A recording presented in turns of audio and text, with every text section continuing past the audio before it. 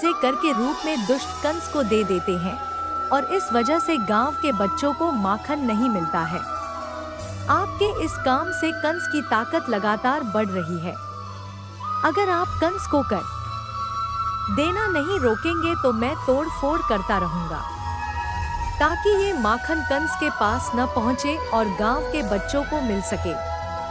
कथा की सीख। इस कथा में श्री कृष्ण ने संदेश दिया है कि हमें ऐसे काम नहीं करना चाहिए जिनकी वजह से गलत लोगों की ताकत बढ़ती है।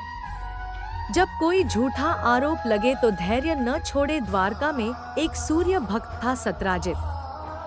उसे सूर्य देव ने स्यमंतक नाम की चमत्कारी मणि दी थी।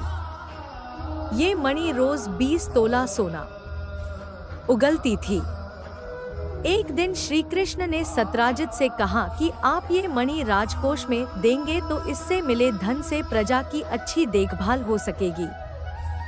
सत्राजित ने श्री कृष्ण को मणि देने से मना कर दिया। इस घटना के कुछ दिन बाद सत्राजित के भाई प्रसेनजित ने मणि चुरा ली। प्रसेनजित मणि लेकर जंगल में भाग गया। जंगल में एक शेर ने प्रसेनजित को मार दिया और खा गया। मणि जंगल में ही गिर गई।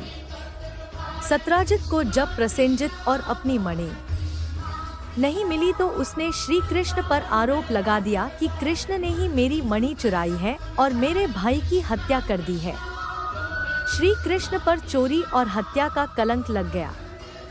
श्री कृष्ण ने उस समय क्रोध नहीं किया, धैर्य बनाए रखा और इस आरोप को गलत साबित करने के लिए जंगल की ओर चल दिए। जंगल में श्री कृष्ण को शेर के पैरों के निशान दिखे और निशान के पास हड्डियों का ढेर दिखा। श्री कृष्ण समझ गए कि प्रसेनजित को शेर ने मार दिया है और मणि यहीं कहीं गिर गई है। श्री कृष्ण मणि खोजते हुए एक गुफा में पहुंच गए। गुफा में जामवंत रहते थे। श्री कृष्ण ने मणि मांगी तो जामवंत नहीं दी। इसके बाद दोनों का युद्ध हुआ। युद्ध में श्री कृष्ण जीत गए। जामवंत समझ गए कि ये भगवान श्री राम के ही अवतार है। इसके बाद जामवंत ने मणि श्री कृष्ण को दे दी और अपनी पुत्री जामवंती का विवाह भी भगवान के साथ कर दिया। द्वारका लौटकर श्री कृष्ण ने वह मणि जामवंत से लेकर सत्राजित को दे दी और पूरी सच्चाई बता दी। सत्राजित को अपनी गलती पर बहुत पछतावा हुआ। कथा की सीख।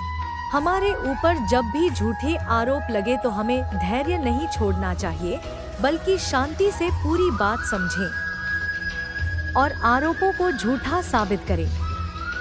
कभी भी अपने बल पर घमंड न करें और दूसरों को कमजोर न समझें। महाभारत युद्ध में अर्जुन और कर्ण आमने सामने थे। दोनों दिव्य अस्त्र शस्त्रों से लड़ रहे थे। जब जब अर्जुन के तीर के कर्ण के रथ पर लग रहे थे तो कर्ण का रथ बहुत पीछे खिसक रहा था। दूसरी ओर जब जब कर्ण के तीर अर्जुन के रथ पर लगते तो उसका रथ थोड़ा सा ही पीछे खिसकता था। ये देखकर अर्जुन को घमंड हो गया कि उसके बाणों में ज्यादा शक्ति है। अर्जुन ने ये बात श्री कृष्ण से कही तो भगवान ने कहा कि तुम्हारे बाणों से ज्यादा शक्ति कर्ण के बाणों में है। भगवान की बात सुनकर अर्जुन ने कहा कि ये कैसे संभव है, मेरा रथ तो थोड़ा सा ही पीछे खिसक रहा है। श्री कृष्ण ने कहा कि तुम्हारे रथ पर मैं स्वयं बैठा हूँ। ऊपर ध्वजा पर हनुमान जी विराजित हैं। तुम्हारे रथ के पहिए को शेषनाग ने थाम रखा है। इतना होने के बाद भी कर्ण के बाण के ये रथ पीछे खिसक रहा है तो इसका मतलब यही है कि उसके बाणों में ज्यादा शक्ति है।